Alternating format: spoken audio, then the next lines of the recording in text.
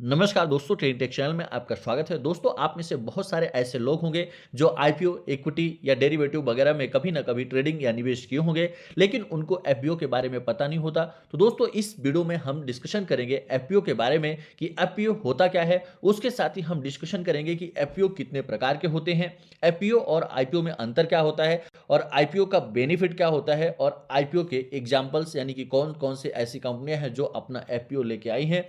तो इन सभी चीज़ों के बारे में दोस्तों इस वीडियो में हम डिस्कशन करेंगे। तो अगर आपने चैनल को सब्सक्राइब नहीं किया है तो चैनल को सब्सक्राइब जरूर कर लें, वीडियो को लाइक करें, बेल आइकन को प्रेस कर लें ताकि ऐसा कोई भी वीडियो हो उसका नोटिफिकेशन आपको मिले। तो दोस्तों, सबसे पहले हम जानेंगे कि एफपीओ होता क्या है। तो दोस्तों, अगर हम बात करें एफपीओ का, तो एफपीओ का फुल फॉर्म होता है फॉलो ऑन पब्लिक ऑफर।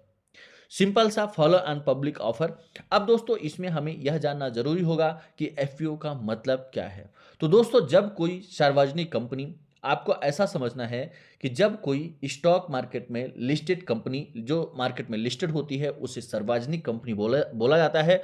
तो जब कोई भी कंपनी स्टॉक मार्केट में लिस्टेड होती है और लिस्टेड होने के बाद वह कंपनी अपने शेयर को मार्केट में उतारना चाहती है, यानी कि आप ऐसा समझिए कि कोई कंपनी मार्केट में ऑलरेडी ट्रेड कर रही है, एनएससी बीएससी एक्सचेंज में लिस्टेड है और वह पूंजी को जुटाना चाह रही है।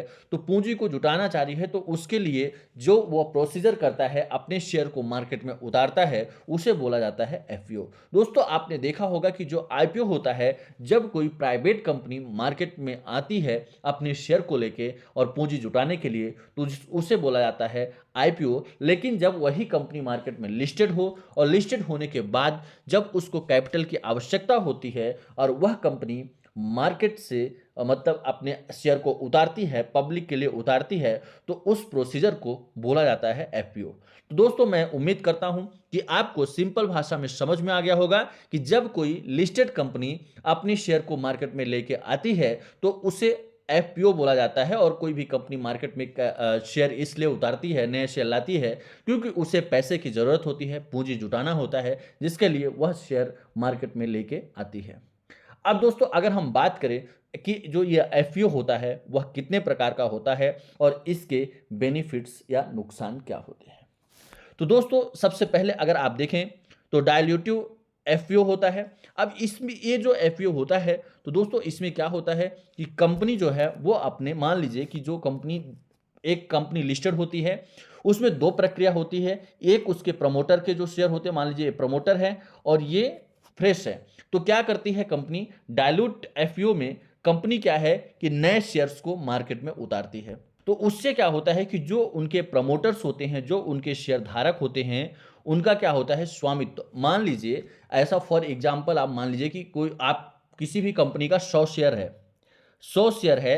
अब उस कंपनी को अगर 10 रुपए का मुनाफा हुआ तो उस कंडीशंस में क्या होगा कि यहां पे 10 रुपए का अगर मुनाफा हो रहा है तो सभी को, अगर वहां पे 100 शेयर है तो 10-10 पैसे का सभी को मुनाफा जाएगा।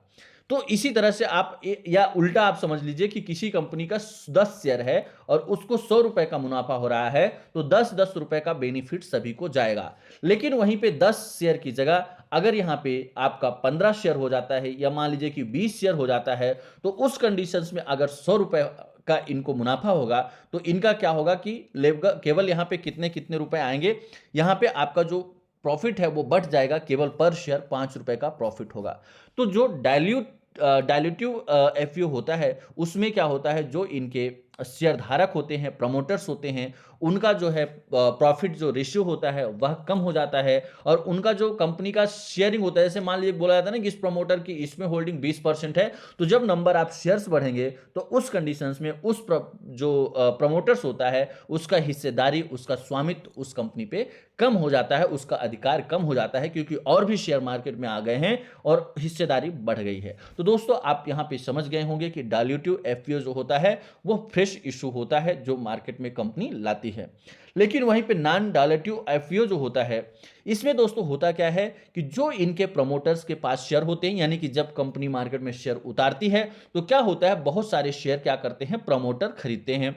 तो जो ऑलरेडी मार्केट में शेयर हैं, कि ये है कि बस उनके प्रमोटर के पास शेयर हैं, तो जब उनके प्रमोटर के शेयर को मार्केट में कंपनी उतारती है, तो उस कंडीशंस में क्या होता है कि शेयर धारकों के शेयर की जो वैल्यू होती है, स्वामित्व प्रतिशत होता है, वह बदलता नहीं है, यानी कि उसमें कोई भी चेंजेस नहीं आता है, क्योंकि कंपनी कोई भी नया शेयर बाजार में नहीं उतार रही है, प्रमोटर के शेयर को ही पब्लिक को सेल कर रही होती है। तो दोस्तों इस तरह से क्या होता है कि कंपनी के जो प्रमोटर्स हैं, उसके साथ साथ ही जो इन्वेस्टर्स हैं, उनको वहां पे घाटा नहीं होता, उनके प्रॉफिट के जो चांसेस होते हैं उसमें बढ़ोतरी होती है। दोस्तों वहीं पे अगर हम बात करें कि आईपीओ और एफपीओ के बीच में अंतर क्या है, इन दोनों में क्या अंतर होता है, तो सबसे पहला आपको मैंने पहले ही बताया कि जो आईपीओ वही कंपनी लाती है जो प्राइवेट होती, यानी कि प्राइवेट कंपनी क्या करती है, आईपीओ लाती है। अब जब यही कंपनी मार्केट में लिस्टेड हो जाती है, तो अगर उसके बाद इसको पूंजी जुटाना होता है, तो वो कंपनी क्या करती है, एफपीओ लाती है।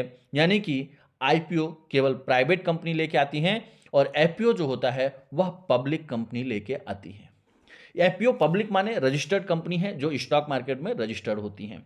वहीं पे दोस्तों अगर कंपनी में स्वामित्व में कमी आती है, यानी कि जब आईपीओ कोई कंपनी लेके आती है, तो क्या होता है कि उनके पास जो शेयर होता है उस शेयर को वो पब्लिक में उतारते हैं, जिससे इनके जो प्रमोटर्स होते हैं या कंपनी का जो ऑनर होता है उसकी हिस्सेदारी, उसका स्वामित्व वहां पे कम होता है, क्योंकि बहुत सारे शेयर वो मार्केट में उतार देते हैं। वहीं पे अगर आप देखें तो एफपीओ के केस में यह जरूरी नहीं है कि इनका जो स्वामित्व है वह कम हो। वहीं पे दोस्तों अगर आप देखें तो परफॉर्मेंस रिपोर्ट, यानी कि जब कोई भी कंपनी मार्केट में नई आती है, तो उसके परफॉर्मेंस की रिपोर्ट नहीं होती है कि कंपनी किस तरह से अपने प्रमोटर्स, अपने इन्वेस्टर्स को रिटर्न दे रही होती है।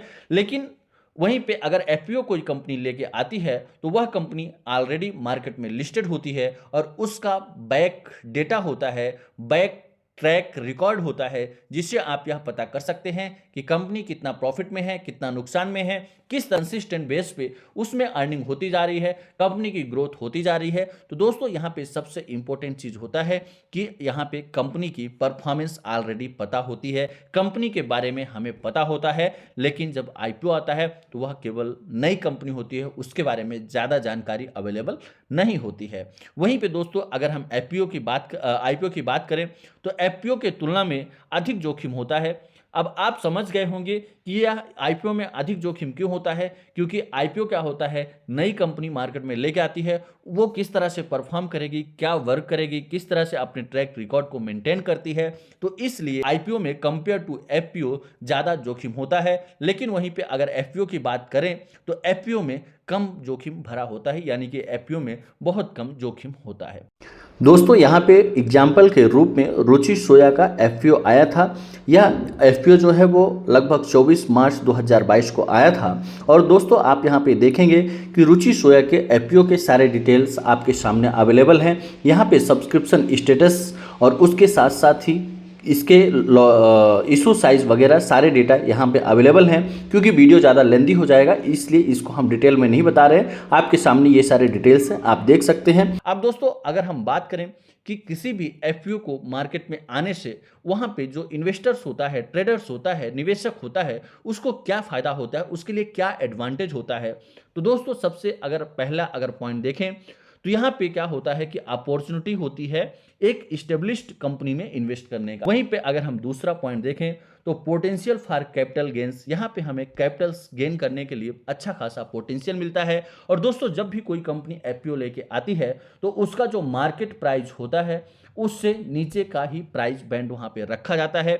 और उसके साथ साथ ही दोस्तों अपने जो इन्वेस्टमेंट है उसको डाइवर्सिफाई वे में अपने पोर्टफोलियो को करने का मौका मिलता है। क्योंकि जब कोई लिस्टेड कंपनी आती है तो वहाँ पे हम एफपीओ में पैसा लगाते हैं तो हमारा अलग अलग डाइवर्सिफाई इन्वेस्टमेंट हो जाता है।